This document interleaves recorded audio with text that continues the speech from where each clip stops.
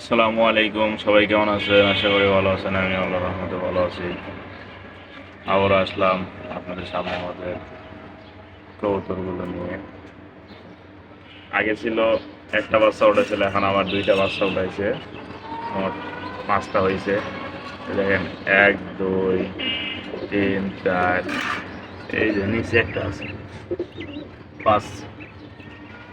আরো মোট 5টা হয়েছে। ওই দুটো বাচ্চা খুব সুন্দর, দুইটা বাচ্চা হয়েছে, একটা সাদা আর একটা একটু কালো কালো সাইড।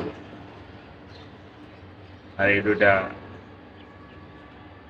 বুড়ানি, এটা হচ্ছে মেল, এটা হচ্ছে ফিমেল।